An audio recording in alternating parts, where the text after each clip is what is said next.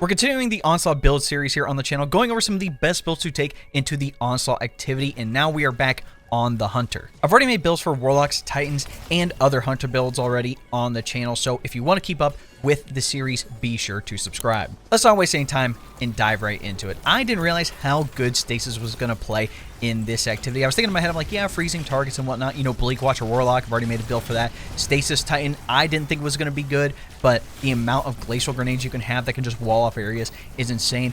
And Hunter is just as good. The exotic we're going to be using is the Renewal Grasp, and as per Depths of Dust Field, your Dust Field grenades have a much larger effect radius. Allies inside the Dust Field take reduced damage, and targets inside the area deal reduced damage. The main thing here is that the Dust Field is bigger, and we gain damage reduction whether we're in it or if enemies are inside it. Under the Revenant subclass, Silence the Squall is actually a very solid super here overall, being able to freeze targets on impact, start that tornado that will slow and freeze targets, and as long as you launch it into an enemy spawn, it'll just go around their spawn and just kill everything. It's pretty good for crowd control. For our abilities, I'm going with Gambler's Dodge, so when I dodge near a target, I will get my melee back. For movement, I'm going with Triple Jump, but you can use what you like. We only have the one melee, which is the Shuriken, which will slow targets, which again, if I dodge your targets, I can get it back. You do have two of them, which is pretty good, and the grenade, we obviously are going to be using the Dust Field to take advantage of the Exotic Gauntlets perk. And to make it even better with our first aspect, which is going to be Touch of Winter, it gives a variety of bonuses to all the grenades, and with the Dust Field in particular, it increases the slow field size even more and creates a small stasis crystal on impact. So not only are we going to be able to slow targets, but if that stasis crystal in the middle hits a target, it will also freeze them. And that crystal is actually going to come in handy for a couple of things later. The other aspect we're going to be using is Grim Harvest. Defeating slowed or frozen combatants creates stasis shards. These shards grant melee energy when picked up by you or your allies. So essentially we can get our melee back even faster with this, but we're also going to get some other things with the stasis shards. For fragments, first up, I'm using a Whisper of Refraction. So defeating slowed or frozen targets grants you class ability energy. Basically, I'm going to have my Gambler's Dodge a lot, which means I'm going to have my melee a lot, which means we're going to be slowing and freezing a lot of targets just with that. The second one, I'm using Whisper of Durance. Slow that you apply to targets last longer. For those abilities that linger, their duration will also increase. It's a plus 10 to strength. So essentially, with my Dust Field grenade, I can have it last even longer as long as it's damaging targets. So I'll toss that one in the spawn or where they're coming from down a hallway on any of the Onslaught stuff. Next up is Whisper of Shards. Shattering a stasis crystal temporarily boosts your grenade recharge rate. Shattering additional stasis crystals increases the duration of this benefit. So basically, as long as we break stasis crystals, we can have the Dust Field grenade back faster. Yes, we do get one from Touch of Winter, but on the artifact, Pillar of Ice is going to be pretty solid here. Defeating a frozen target spawns a stasis crystal. So whether you freeze them with the Dust Field, your melees, even the crystal that spawns in the center, if they get hit by that and freeze, it will create another stasis crystal. And then on top of that, pairing with Hail the Storm, shattering frozen targets and stasis crystals deals increased damage. So now you have increased shatter damage, and shattering stasis crystals release shards of ice that damage and slow targets. So we get an extra slow proc from that. Hail the Storm pretty much allows you to use that instead of putting Whisper of Fissures on, which essentially does the same thing. So having Hail the Storm this season is pretty solid. Now the last two fragments here kind of go together. Whisper of Conduction, nearby stasis shards track to your position. That's a plus 10 to resilience and intellect. And pairing that with Whisper of Rhyme, collecting a stasis shard grants a small amount of overshield, which falls off after 10 seconds. Collecting additional shards adds to the overshield and refreshes the timer. Essentially with Grim Harvest, any of those shards that we collect now will also give us overshield on top of melee energy back, which is going to be great for survivability. Now, if you want to make a substitution, you totally can. To be honest, Whisper of Chains is pretty good here as well. While you're near a frozen target or a friendly stasis crystal, you take reduced damage from targets. That's a plus 10 recovery. That's even more damage resistance. So if you toss that Dust Field on yourself with the crystal, you get a lot of damage resistance from just being inside that Dust Field grenade. And then with something like Whisper of Torment, you gain grenade energy each time you take damage from targets. And especially in Legend Onslaught, you're going to be getting shot, and you might as well have that grenade back faster. But that's up to you if you want to switch out Whisper of Conduction. I like having the shards tracked to me, especially if I'm going to be moving around a lot in the activity. Under the artifact, we already talked about the stasis portion, but let's talk about the solar weapon portion, which is going to come in handy here. So first up, I tossed on Flame, Fiber, and Freeze for the solar stasis siphon mod on the helmet. And the next big one is Flint Striker. Rapid solar weapon precision hits and final blows grant Radiant. Radiant is going to give us a variety of bonuses. Number one being Kindling Trigger. Essentially, solar weapons apply Scorch to unscorched combatants. With Torch, if we're Radiant, we deal increased weapon damage to targets affected by Strand and Stasis debuffs, and we're going to be costing a lot of Stasis debuffs, so as long as the target is slowed or frozen and we're Radiant, it's basically free bonus weapon damage. And with the cherry on top, raise the precision while you're Radiant Solar Precision Final Blows cause combatants to ignite. That's a free ignition, and as long as we can cause more explosions and break crystals easily and just wipe out entire areas, that is going to be great. And then the last two I tossed on, number one, Wish into Being. While your super energy is nearly fully charged, ability Final Blows spawn orbs of power. And then Dragon's Bite, breaking a combatant's shield with a strand or stasis weapon. I'm going to be using a stasis weapon. Has a chance to suspend or freeze that combatant. Now, it is a small chance, but I might as well have it on because there's really nothing else here you could put on. You could use Overload Rocket Launcher if you want, but we're going to be able to stop overloads with our grenades and our melees. Before we dive into armor mods, let's go over what stats to focus on. So first up, Resilience. We talk about every video, try to have tier 10 100 resilience. It's a 30% damage reduction, and you definitely want that, especially in Legend Onslaught. Secondly is Discipline. Discipline is tied to how fast we can get that grenade back, and we obviously want to abuse the Dust Field Grenade as much as possible. And the third one is Mobility. Mobility is actually tied to how fast we can get that dodge back, and if we can get that dodge back, that means we get more shurikens to slow and freeze targets.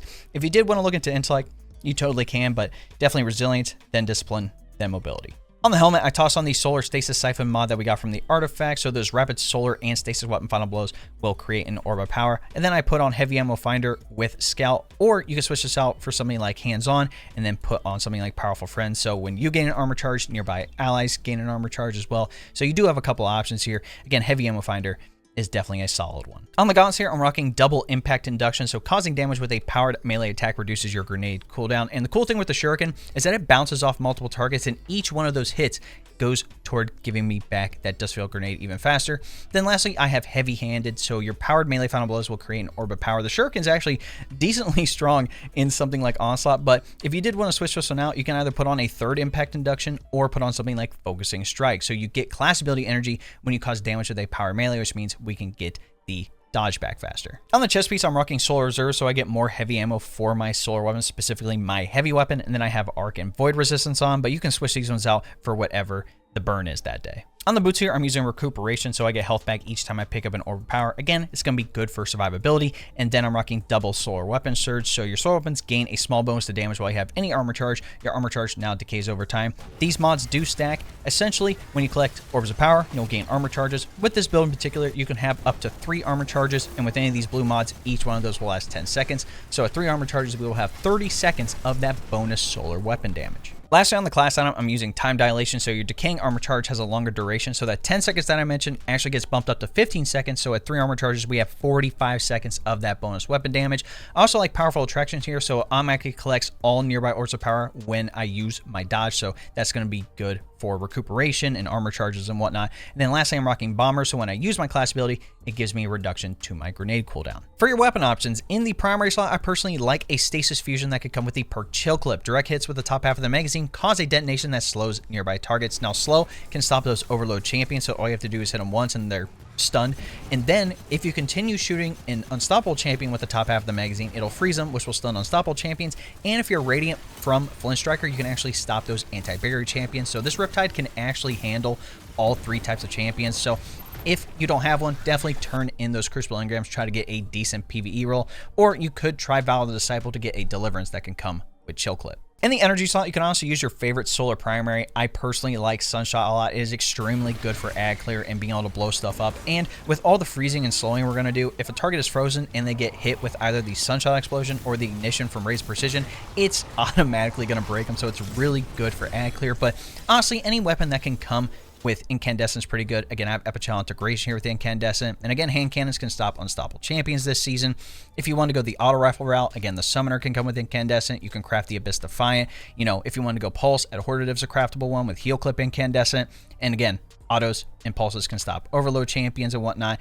Yeah, heck, you can go with Callous Mini Tool. There are a variety of options here that you can choose from. And then for heavy weapons, you can honestly use your favorite solar heavy weapon. Again, I have this crafted Apex Predator, Recon Bait and Switch. It's going to be really good for that boss damage. And I mean, just wiping out ads in general. It's a rocket launcher, so it's going to be pretty good. In the precision department, if you want a linear, you can go Cataclysmic, Briar's Contempt, Machine Gun even, Avalanche. I have this one with Rewind Rounds and Target Lock. That one's pretty solid. But if you want to go with some exotic options, again, Gjallarhorn, in my opinion, is probably one of the better ad clear exotics in Onslaught at the moment. Yeah, single target DPS, you know, we're kind of lacking in that department. You can give your teammates, the Wolfpack rounds and whatnot, but clearing out waves of ads is insane with Gjallarhorn. This setup gives you the ability spam, stopping targets, and being able to just blow up entire battlefields. You know, you toss out the dust field grenade, that'll slow and freeze targets. And again, you get that stasis crystal in the middle with extra breakage from Hail the Storm. And again, any frozen targets that are defeated create another stasis crystal, which is going to allow you to get the grenade back faster.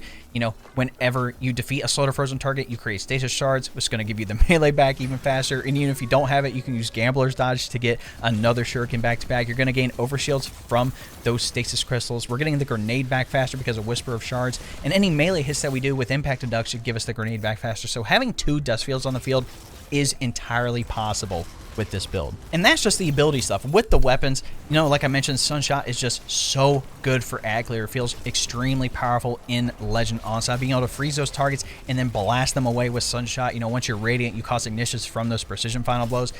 It's just disgusting. And if you need to stun champions, you don't have your abilities, guess what? Riptide can handle 2 of them, and once you're Radiant, your Rocket or whatever weapon that you're using can handle the anti-barrier ones. Or, I mean, even Riptide can, right? Because once you're Radiant with Flint Striker, it can handle them too. And if you're in trouble, pop the super. You can clear out any ads that are around the ADU in a couple of moments with Silence and Squall. But that, ladies and gentlemen, is my Onslaught Stasis Hunter build. Let me know what you guys think in the comments. I'm actually going to put the dim link for this build in the description. So if you want to copy everything that I'm using, down to the subclass, the armor mods, the weapons, even the drip if you like. I try to make my Guardians like themed around the build. That's why the Hunter was blue and white. But if you want to test all that stuff out and then tweak it however you like, whether it's something in the fragments or weapons, you know, go for it. If there's something that you like using with this build in particular after testing, definitely let me know in the comments. In any event, if what you saw is valuable or entertaining to you, be sure to drop a like on the video, subscribe to the channel, and turn on that bell next to notifications so you don't miss out on any of the upcoming Onslaught builds I'm going to be dropping on the channel. If you didn't know, we live stream here on YouTube, but also on Twitch and TikTok as well. So if you want help with Legend Onslaught, with the Whisper mission, with 0 Hour, anything that has to deal with this Into the Light event, we're definitely going to be carrying people throughout the entirety of the event. So if you do want some help, hop in the chat. We'll get you in the queue. But if you want to be proactive, join my Discord. That's where people are going to be chatting about Destiny 2, looking for groups. I made an Onslaught LFG role, so if you're looking to do Onslaught and get some other people in to help you, again, that's going to be a really good way to do that. Lastly, if you want to help support the channel even more so I can continue making content for you guys, you can look into becoming a member. If you don't know what a membership is essentially like a Twitch subscription, but it's cheaper than a Twitch subscription, hilariously enough. In any event, you're going to get access to exclusive emotes, monthly badges, and other cool things here on the channel, like early access to every single one of my videos. So if you want more information, all you have to do is press the join button next subscribe, and that'll give you a rundown with all the details you need. All right, ladies and gentlemen, it's been your boy. We'll catch you in the next one. Cheers.